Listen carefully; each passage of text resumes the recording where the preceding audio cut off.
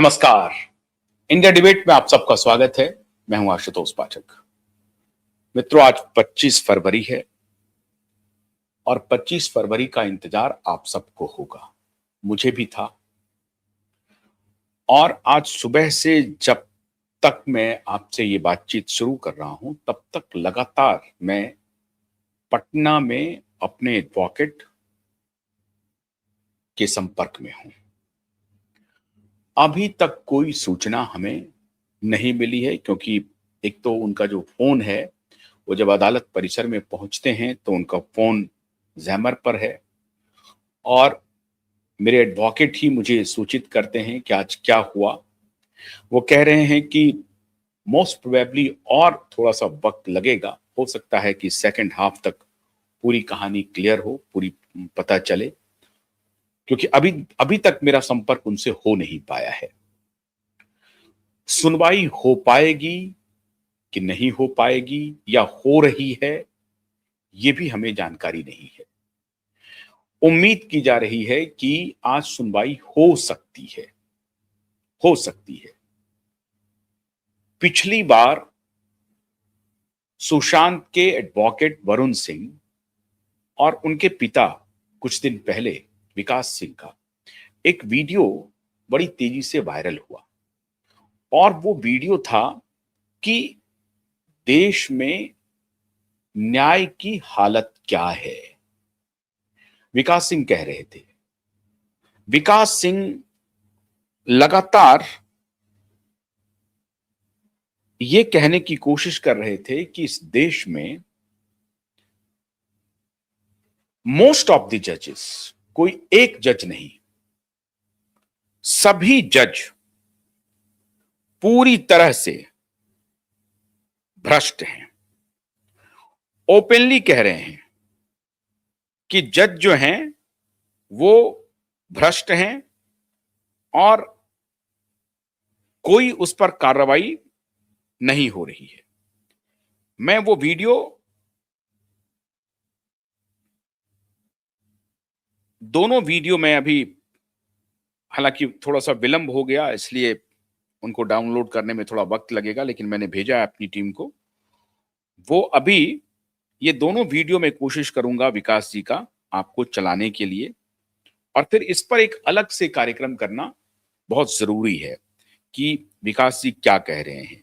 लेकिन अभी अगर वो लब्बू लुआब मोटे तौर पर अभी उस वीडियो का अगर हम ना भी दिखाएं, तब भी विकास जी कह रहे हैं कि देश में, विकास जी कौन है? जो इंडियन बार एसोसिएशन है उनके अभी इलेक्टेड प्रेसिडेंट हैं विकास सिंह जी। वकीलों की सबसे बड़ी बॉडी जो है उसके वो इलेक्टेड रिप्रेजेंटेटिव हैं, उसके वो प्रतिनिधि हैं। माफ कीजिएगा। और वो विकास सिंह अभी कैमरे पर खुल करके कह रहे हैं कि कोई भी जज ईमानदार, मतलब कोई भी का मेरा मतलब अब 1 2 3 4 अगर जज हैं ईमानदार, तो वो एक्सेप्शन है। बतौर विकास सिंह, जज का जो इंस्टीट्यूशन है वो पूरी तरह से कॉम्प्रोमाइज्ड हो चुका है, भ्रष्टाचार के दलदल में है। विकास सिंह कह रहे हैं कि अगर कोई फैसला आता है तो जिसके हक में वो फैसला जाता है वो सरेआम कहता है कि मैंने ये फैसला खरीद लिया, मैंने ये पैसे चुकाए और फैसला खरीद लिया। ये मैं नहीं कह रहा हूं, ये कोई और नहीं कह रहा है, जुडिशरी के बाहर का व्यक्ति नहीं कह रहा है, जुडिशियल सिस्टम के बाहर का व्यक्ति नहीं कह रहा है। ये कौन कह रहा है? ये कह रहा है कि इंडियन बार एसोसिएशन, जो सबसे बड़ा एसोसिएशन है, सबसे बड़ी संस्था है वकीलों की, उसके चुने हुए प्रेसिडेंट, उसके चेयरमैन, उसके अध्यक्ष श्रीमान विकास जी कह रहे हैं कि हमारी जुडिशरी में भ्रष्ट जजों की भरमार है। और उनके वक्तव्य से तो लगता है कि शायद कोई जज ईमानदार नहीं है, कोई नहीं। लोअर कोर्ट से लेकर के हाई कोर्ट से लेकर के सुप्रीम कोर्ट तक कोई जज ईमानदार नहीं है। उनका वक्तव्य तो यही कह रहा है और वो खुलेआम कह रहे हैं इस बात को। लेकिन मेरा सवाल है विकास जी से कि विकास जी, आप बहुत ही सीनियर बड़े एडवोकेट हैं, देश की निगाह आप पर लगी हुई है। वो इसलिए लगी हुई है क्योंकि आपके सुपुत्र वरुण सिंह जी सुशांत के केस को हैंडल कर रहे हैं। मुझे मालूम है कि आप पहले हैंडल कर रहे थे, लेकिन बाद में आपने खुद को उस केस के हैंडलिंग से अलग कर लिया और ये मुकदमा चला गया आपके लड़के के पास। तो एक ही बात है, आपका लड़का अगर लड़ रहा है तो मैं समझता हूं कि वो जरूर सलाह मशविरा भी करते होंगे। कोई जरूरी नहीं है कि वो आपसे सलाह मशविरा करें ही, लेकिन वो आप एक घर में हैं तो पिता को हो सकता है कि पुत्र कौन सा मुकदमा लड़ रहा है, कैसे लड़ रहा है, इसकी जानकारी हो। अगर ना भी हो तो आप पूछ तो सकते ही हैं। लेकिन आपने जिस तरह से मोर्चा खोला है जुडिशियल भ्रष्टाचार के खिलाफ, उससे लोगों में एक उम्मीद जगी है, एक आशा जगी है कि इसी जो Vikas Singh all India bar association के प्रेसिडेंट हैं, बार काउंसिल के, उस बार काउंसिल के प्रेसिडेंट होने के नाते अगर आप ये कह रहे हैं कि देश में कोई भी जज ईमानदार नहीं है, कोई से तात्पर्य है कि 95-98% जज भ्रष्ट है। और इसके पहले प्रशांत भूषण जी ने कहा था कि 10 में से 9 जज भ्रष्ट हैं। उसके ऊपर जब उनके ऊपर कंटेम्प्ट लगाया गया तो उनके पिताजी तो और आगे निकल गए, लाला शांति भूषण, जो कि लॉ मिनिस्टर भी रहे थे। शांति भूषण आगे आते हैं और कहते हैं कि ये तो हमारा पुत्र तो कह रहा है कि 10 में से 9 है। मैं 10 का 10 नाम के साथ एफिडेविट दे दिया उन्होंने कोर्ट में कि ये जज हैं और इन्होंने ये भ्रष्टाचार किया है। पूरा डिटेल दे दिया, व्याख्यान दे दिया शांति भूषण जी ने, प्रशांत भूषण जी के पिताजी ने। तो ये तो है जुडिशरी के हालात। केवल विकास सिंह आज बार काउंसिल के चेयरमैन खाली नहीं कह रहे हैं, प्रशांत भूषण इसके पहले कह चुके थे और प्रशांत भूषण के खिलाफ कंटेम्प्ट नोटिस चला। उन्होंने माफी नहीं मांगी, वो माफी नहीं मांग रहे थे। बाद में कहा कि हमें माफी नहीं मांगूंगा, लेकिन प्रशांत भूषण जी को कहा कि हम जेल में डाल देंगे। प्रशांत भूषण जी ने कहा कि ठीक है, मुझे जेल में डाल दीजिए, लेकिन मैं माफी नहीं मांगूंगा। और प्रशांत भूषण जी माफी नहीं मांगे। बाद में ट्रूस हुआ, ₹1 का पेनल्टी लगाया गया उनके ऊपर और वो केस पूरी तरह से वापस ले लिया गया। अब हालांकि जी का एक हमारे पास है, ये वीडियो किसी और का है, मैं सौजन्य तो नहीं लिख पा रहा हूं, लेकिन मैं ये वीडियो चला रहा हूं क्योंकि चलाना बहुत जरूरी है। आज 25 फरवरी को पटना में जो सुनवाई है उसका अपडेट अभी तक मैं इंतजार कर रहा हूं और मैं अभी आपके साथ अभी आधे घंटे और इंतजार करूंगा, तभी मैं देखूंगा कि कहीं से अगर मुझे कोई सूचना मिल जाती है मेरे एडवोकेट की तरफ से कि क्या हुआ पटना में, तो हम आपको सीधा हम आपको सूचना भी देंगे। अब जरा ये वीडियो को जरा सुन लेते हैं और फिर आते हैं कि पटना में अभी क्या डेवलपमेंट हुआ है। सुनिए।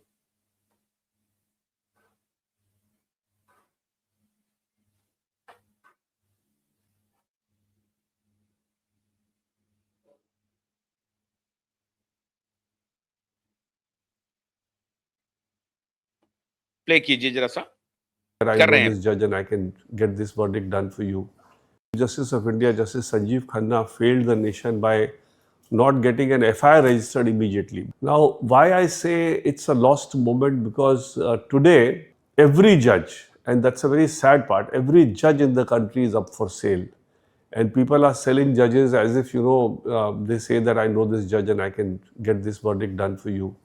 And they are transacting money on the basis of every litigation that is going on in this country. Now, every litigation has a 50-50 chance. So if the litigation goes in favor of the guy who's taken money, he keeps the money. If it doesn't go, then he gives some excuse and returns the money. And whenever a judgment is coming, you will find that somebody or the other in society is claiming that, yeah, I got this done, or I know that money has exchanged hands. So that's a very dangerous thing which is happening in our system. I'm not trying to defend, there are a large number of corrupt judges as well in the system. But because of the brokers The people who are peddling with justice and who are claiming to, get every judgment fixed or every judge fixed are roaming around scot-free, and there is no method by which those people are being trapped into getting, that they are doing this kind of a thing. And Justice Yashwant Verma was an ideal opportunity to get to those kind of people. And if one or two of those people would have been arrested who are actually peddling into justice, a lot of more names would have come. Now, the problem which is happening in our system is that because of the FIR not being registered and this case going the way it went, because when the money got removed, there is no way by which Justice Yashwant Verma could be ever convicted in a criminal trial. There is no way, because he can always say he has to be proven guilty by the prosecution, and there is nothing with the prosecution except for those unclear videos which show some money in some dark, dingy room to nail him as far as the case is concerned. But when the money was there and when it was discovered, the place should have been sealed, FIR should have been registered, and having not done that actually has really harmed the system. And I think, I don't know whether the system will get another such opportunity in the near future to get some kind of a FIR registered like this, especially for catching people who are peddling injustice. अब इससे बड़ी बात और क्या होगी? विकास सिंह स्वयं कह रहे हैं कि जुडिशियल सिस्टम में दलालों, ब्रोकरों की जो दखल अंदाजी है वो अब सर के ऊपर चला गया है। मतलब उनके दखल अंदाजी का जो पानी है वो सर के ऊपर चला गया है। वो कह रहे हैं कि हर केस में 50-50% चांस होते हैं जीत और हार के, और जिस तरफ कोई अगर केस जीतता है, जो बात मैं पहले कह रहा था, उसी के बारे में विकास जी कह रहे हैं कि वो जो ब्रोकर है वो क्लेम करता है कि देखो इस केस को मैंने डन करा दिया। अब उस ब्रोकर की चलती है। अब ये जुडिशियल सिस्टम में विकास जी कह रहे हैं कि ये सबको मालूम है, हमारे पास एक अपॉर्चुनिटी थी। जस्टिस यशवंत वर्मा के मामले में हमारे पास अपॉर्चुनिटी थी, और जस्टिस संजीव खन्ना के पास ये सबसे बड़ी अपॉर्चुनिटी थी कि सुप्रीम कोर्ट के जस्टिस होने के नाते वो जस्टिस यशवंत वर्मा के प्रकरण में FIR दर्ज करवाते और अपने स्तर से इन्वेस्टिगेशन करवाते और कोर्ट मॉनिटर्ड इन्वेस्टिगेशन करवा देते। अगर कोर्ट मॉनिटर्ड इन्वेस्टिगेशन हो गया होता तो दूध का दूध पानी का पानी हो जाता, क्योंकि पुलिस जो इन्वेस्टिगेट करती वो मैनेज नहीं होता, और जो ईमानदार जज हैं उनके देखरेख में यशवंत वर्मा के यहां जो पैसे पाए गए उसकी इंक्वायरी हो जाती। ये सिंपल बात है। सिंपल बात क्यों नहीं हुई जुडिशरी में? विकास सिंह साफ साफ कह रहे हैं कि जो पावर ब्रोकर है, जो जुडिशियल ब्रोकर है, जो दलाल है, वो पूरे सिस्टम को तहस नहस कर रहा है, तबाह कर रहा है, बर्बाद कर रहा है। और इसीलिए आप न्याय की अपेक्षा करना बहुत मुश्किल हो गया है। इसीलिए मार्च में सबमिट होता है केस। मार्च में, अभी ऐसा ये दावा कर रहा है, हालांकि मार्च में हुआ नहीं है क्लोजर रिपोर्ट, वो आया है सितंबर में, लेकिन फर्जी तरीके से वहां कर दिया गया। खैर जो भी हो, हम ये मान के चलते हैं कि मार्च 2025 में ही क्लोजर रिपोर्ट आ गई सुशांत की। तब से लेकर आज तक तारीख पर तारीख, तारीख पर तारीख, तारीख पर तारीख बैडमिंटन खेला जा रहा है। अभी मैं मुंबई की खलबली पर आता हूं। मुंबई में एक दूसरी खलबली मची हुई है कि अगर ये पटना में नहीं हुआ तो मुंबई में तो खेला हो रहा है। और कैसे खेला हो रहा है वो मैं बता रहा हूं, लेकिन पहले तो देख लीजिए कि पटना का प्रकरण क्या हो रहा है। पटना से अभी तक जब भी मैं आपसे बात कर रहा हूं, तब तक कोई सूचना नहीं है। ये पटना हाई कोर्ट में नहीं है, पटना के CBI कोर्ट में है। तो पटना CBI कोर्ट से कोई सूचना नहीं है। आप कल्पना कर सकते हैं कि 11 बजे मैटर लगा, सुशांत के ही वकील नहीं पहुंचे, कुछ के वकील पहुंचे, रिया के वकील पहुंचे, लेकिन जब 2 बजे मैटर लगने वाला था, सारे वकील पहुंच गए थे, तो अदालत परिसर में एक होक्स कॉल आ गया, कहा कि बम प्लांट हो गया है, बम ब्लास्ट हो सकता है। और उस दिन की पूरी कार्रवाई निरस्त हो गई, बंद हो गई, सुनी ही नहीं, सुनवाई हुई ही नहीं, किसी कोर्ट में नहीं हुई। पटना सीबीआई कोर्ट में होक्स कॉल आ गया कि बम प्लांट है, भागो भागो भागो भागो भागो कर दिया, और पूरी की पूरी सुनवाई न सिर्फ सुशांत की, बाकी अन्य भी जो सुनवाई थी उसको भी क्लोज कर दिया। इस तरह के तिकड़म चल रहे हैं ब्रॉड डे लाइट में, ब्रॉड डे लाइट में ये तिकड़म चल रहे हैं होक्स कॉल के। उस पर सुनवाई होनी थी, सीबीआई कोर्ट को ऑर्डर देना था कि भाई क्या करना है इसके ऊपर।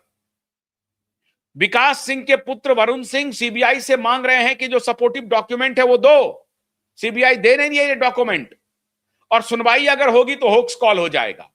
आज देख लीजिएगा 25 फरवरी तक मुझे पूरी उम्मीद है नहीं होगी सुनवाई, और अगर सुनवाई होगी तो कोई पक्ष आएगा, कोई पक्ष नहीं आएगा, ऐसा ही मुझे लग रहा है। अभी तक की तो यही स्थिति है। इस तरह से पटना में चल रहा है। तो अभी जो विकास सिंह कह रहे हैं कि हर फैसला यहां बिकता है, हर ऑर्डर यहां बिकता है, ब्रोकर ने जुडिशियल सिस्टम को कब्जा कर लिया है। लेकिन आज भी कुछ ईमानदार जजों की वजह से यह पूरा सिस्टम अभी जिंदा है और चल रहा है मित्रों। अब आते हैं पटना के, तो अभी अपडेट आए नहीं है, जब आएगा मैं फिर दोबारा आपसे बात करूंगा। कल भी हो सकता है कि मैं जानकारी लेकर के आऊं, शाम तक हुआ तो मैं शाम तक भी दे सकता हूं। लेकिन अभी मुंबई में एक खलबली मच गई है। क्या खलबली मची है साहब?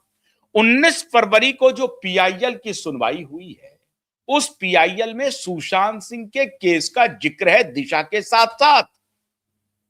तो अब वो पीआईएल वहां पर मेंटेनेबल हो गया, पीआईएल को क्लब कर दिया गया है मुंबई हाईकोर्ट के द्वारा। जो मुंबई हाईकोर्ट में मैंने जो कल भी आपको बताया था कि पिछले 1.5-2 साल से जो सुनवाई नहीं हुई पीआईएल की, उस पीआईएल को एक्सेप्ट कर लिया गया और क्लब कर दिया दिशा सालियान के रिट पिटीशन के साथ। अब खेल बदल गया। कैसे खेल बदला?